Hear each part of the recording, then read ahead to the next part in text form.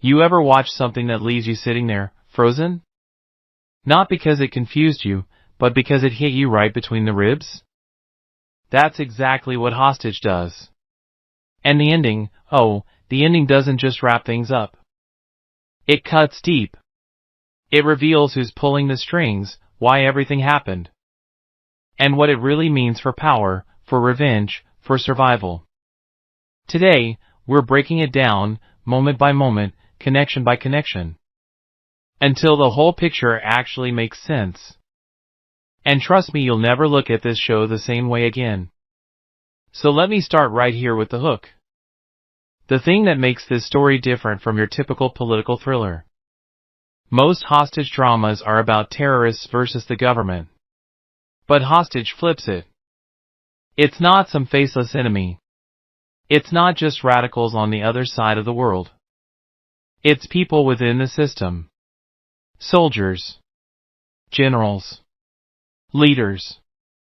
People who've been hurt, betrayed, and left with scars that politics pretends to forget. That's where the real gut punch is. It's not them, it's us. It's betrayal from the inside. And that's what makes it terrifying. From the very beginning, the stakes feel enormous. Abigail Dalton, the British Prime Minister, is on the front lines of a national medical crisis. People are desperate for drugs, kids are actually dying. She's making deals with the French president just to get basic supplies. Imagine the weight of that. Every word she says could save lives, or cost them. And at the same exact moment she's negotiating for her country's survival, boom! Her husband, Alex, disappears in French Guiana with a group of volunteers. Ripped away. Just like that, the public crisis turns into something viciously personal. And here's the cruel twist: the kidnappers don't just want money. They don't just want prisoners freed. Nah. They want Dalton herself to resign. They're not after ransom, they're after power. And that should be your first red flag. Because ordinary kidnappers don't care who runs the UK government.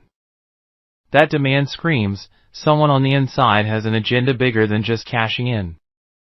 Now keep this in your mind, because the show takes us on such a twisted road. Dalton's stuck between two impossible choices. Step down and maybe save her husband, but abandon her people. Or stay in power and risk that Alex and everyone else never come home. And everyone watching is screaming inside, what would I choose? And that's the emotional brilliance. We don't just sympathize, we feel the trap closing in on us too. Let me break it down real quick, because here's what's happening underneath all the surface chaos. 1. It's not just about a kidnapping. It's about revenge. 2. It's not just about revenge. It's about power grabs within the military. 3. And it's not even just about power, it's about exposing the lies political leaders bury to protect themselves. And every twist in the ending reveals those layers in brutal, unforgettable ways. Now, one of the first clues comes from Alex himself. While he's being held in French Guiana, he notices something odd. At first, the captors cover themselves, speaking French. But then, one slips. An English word slips out. English. And Alex realizes instantly these aren't foreign terrorists. These are British. He tips the clue back to Dalton in a coded way. And suddenly the whole chessboard shifts. This isn't random. This is personal. Who's behind it? The show slowly pulls back the curtain, revealing figures hiding in plain sight. John Shagan. Remember that name? Former soldier, broken by loss, driven by revenge. He's the face of the operation, he's on the ground, doing the dirty work. And then Saskia. Mateo's girlfriend. A soldier herself, wrecked by Dalton's defense cuts, holding bitterness like fuel. And it doesn't stop there because it goes even higher.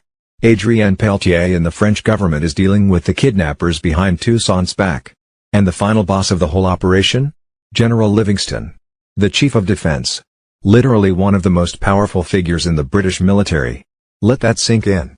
You have the head of the armed forces plotting a coup from within, selling out his own leader, feeding the flames of chaos. And the motive? This is where it gets raw. Turns out years ago, when Dalton wasn't even the Prime Minister yet, she made a call during an operation in Belize. A call that saved British lives but doomed local allies. One of those allies? Shagan's pregnant fiancée. Left behind. Executed. That kind of betrayal doesn't fade. It festers. So this whole operation, the kidnappings, the blackmail, the bombs, as Shagan's revenge scaled up into something monstrous. But Livingston sees Shagan's pain as an opportunity. He exploits it. He takes Shagan's grief and weaponizes it into a full-blown scheme to push Dalton out, grab power, and funnel money back into the military. That's when you realize revenge is the emotional engine, but corruption is the destination. And the people caught in the middle? Families. Children. Everyday lives torn apart. The show doesn't hold back. There's the vigil scene. Shagan dresses as a cop, goes undercover at this fragile, grief-filled protest for a child who died from the medical crisis, and he deliberately incites chaos to make Dalton look weak. Watching that, you feel the manipulation boiling your blood. It's when fiction suddenly feels like a mirror of real politics, where suffering people get used as pawns to move pieces on the board. And just when it seems Dalton is cornered, Toussaint, the French president, gets blackmailed too. The kidnappers threaten to expose her affair with her own stepson, Mateo. That bombshell not only fractures her power, it fractures her moral authority. So now we've got two women leaders, both drowning in different kinds of betrayal, trying to hold up the weight of nations while their private lives implode. Here's the brilliance: the conspirators are operating on personal pain and public spectacle at the same time. Every private sin, every old scar, is being dragged out into daylight to shatter the foundations of leadership. It feels Shakespearean, almost. Like the kind of downfall that comes when ghosts of the past come clawing back. Now let's get to the heart of the ending. The reveal of Livingston as the man behind it all hits like a hammer. Dalton catches him slipping, revealing knowledge about the laptop bomb that no one should have known unless they were involved. That's the moment of exposure, the mask ripped off. And in classic fashion, he denies, but the truth is already out. He's arrested, Dalton's reinstated as Prime Minister. For a moment, you exhale. You think, maybe this is closure. But no. Shagan's rage can't be contained by a single arrest. He's not done. Not even close. The final confrontation is pure emotional warfare. Shagan breaks into the safe house where Alex and their daughter Sylvie are hiding. He wants Dalton herself there. He wants to finish this face to face. But here's the twist that transforms everything: Sylvie. Caught in the middle, a child forced to carry the weight of her family's survival. She makes a move that changes everything. In that moment of chaos, she gains control of the gun, runs to protect her mother, and when Shagan taunts her with the truth that he killed her grandfather, she pulls the trigger. The police storm in, but the shot's already fired. And we're left staring at this girl, this next generation, traumatized but strong enough to act. That's the climax. That's the pain and the power of the story colliding. And the time jump to 3 months later, where Dalton addresses her country again, feels almost eerily calm compared to the storm we've just seen. She calls for honesty in politics, transparency, accountability. It sounds noble. But what's running through your brain isn't just her words, it's the silent cost we saw unfold.